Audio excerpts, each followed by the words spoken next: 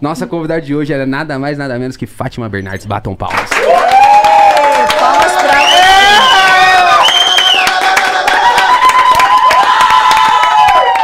Palmas pra vocês, hein, gente? Fafá, dá uma boa noite pra gente. Gente, é isso que mais me pedem. Você falou que muitas vezes eu dizia muito boa noite, mas o que mais pedem é pra eu dar um boa noite.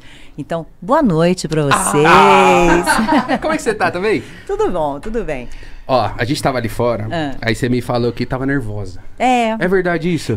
Não é nervosa, eu tô ansiosa, sabe? Com esse processo todo de mudança, de começar uma nova fase da carreira.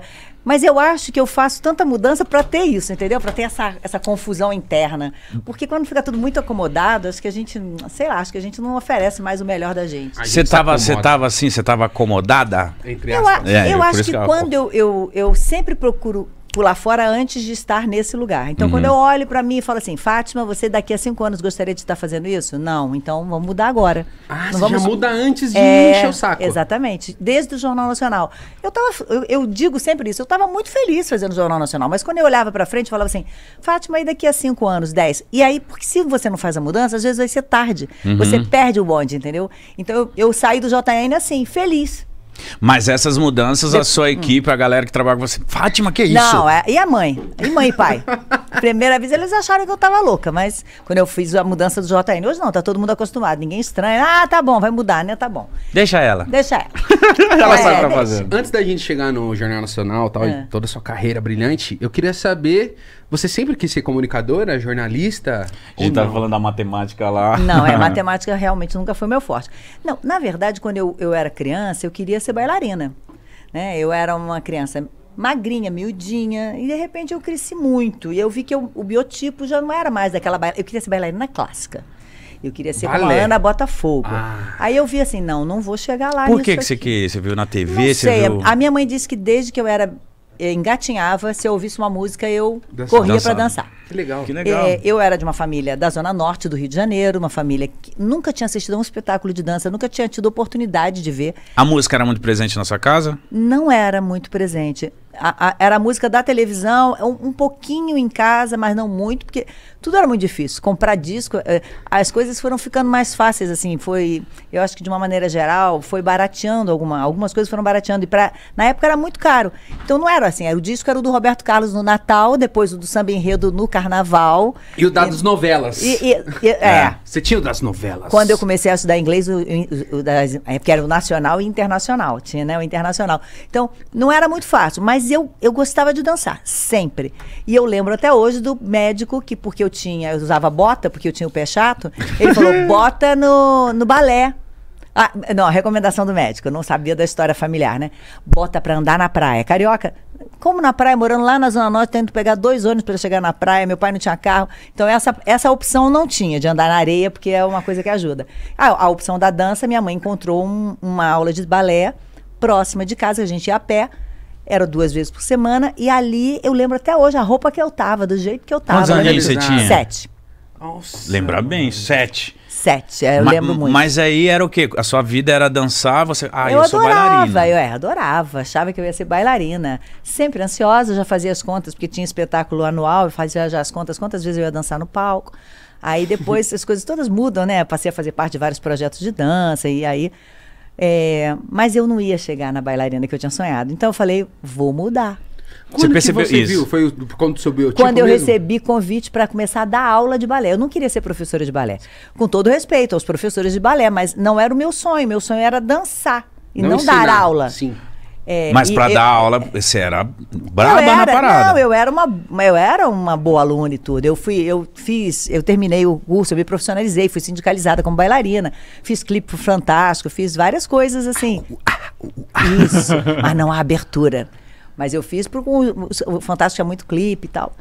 Mas assim, eu não ia chegar no lugar em que eu tinha sonhado para mim. Então eu falei, eu já fazia faculdade nessa época. Aí eu falei, o que eu vou fazer?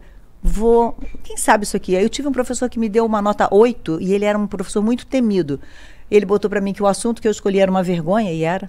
mas que estava bem escrito. Aí eu falei, putz, será que então é essa meu caminho? E aí, a partir dali, no 6º período, eu comecei a me dedicar mesmo à faculdade. Você me deixou curioso, desculpa, não sei nem se você podia perguntar, mas o que era o assunto? Era o seguinte, ele queria que a gente pegasse uma pessoa, entrevistasse e fizesse o formato de entrevista e depois transformasse num texto corrido.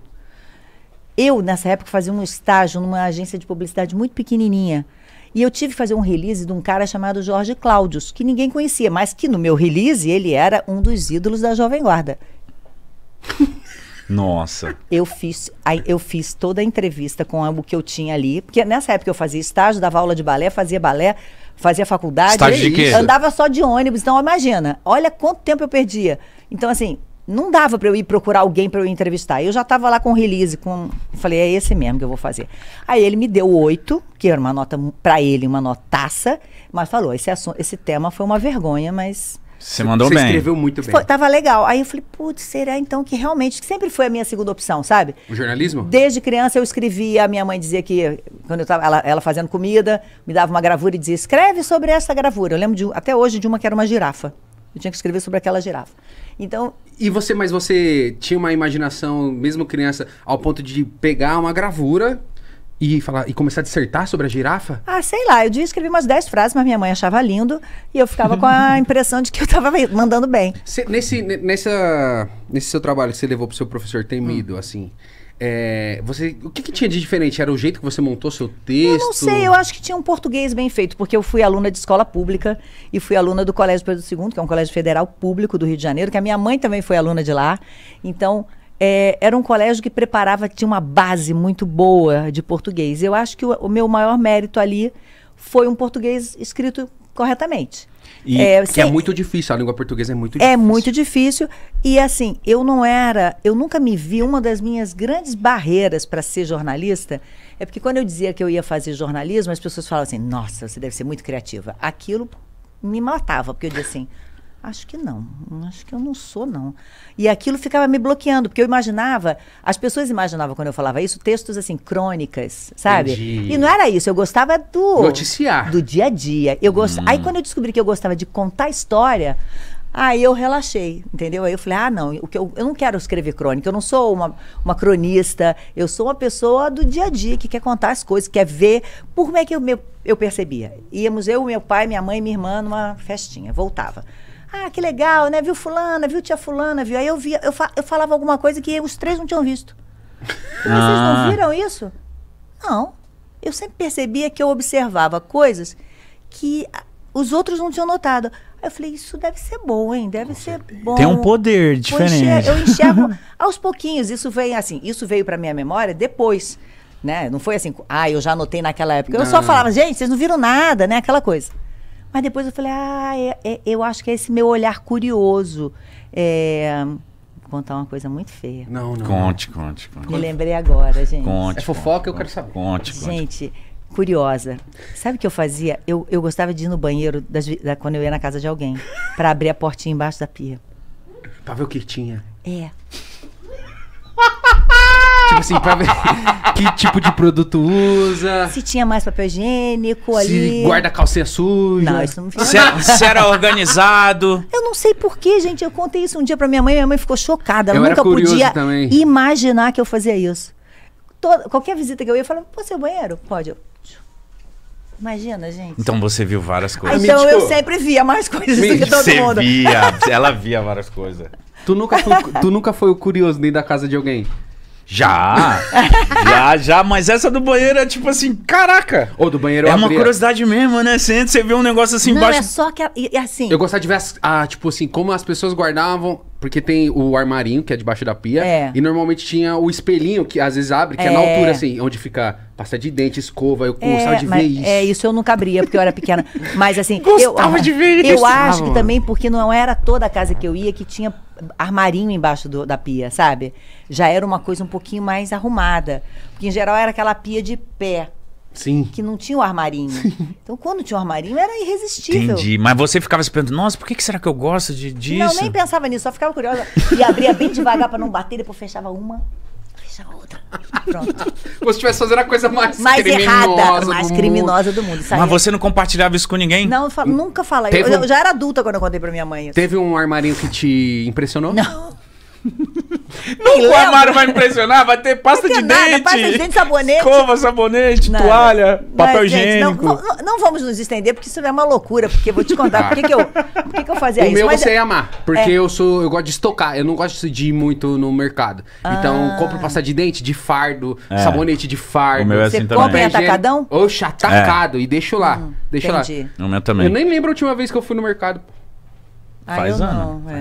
Mas aí então. Me perdi totalmente. Eu tava falando de outra coisa quando entrou o banheiro. Não, do professor. Boas histórias. Do professor, gostava de contar história. Então aí aos pouquinhos eu fui continuando a fazer aula, ia dar aula, porque era uma graninha que entrava, mas já focando no jornalismo. Eu falei, então vai ser por aqui mesmo.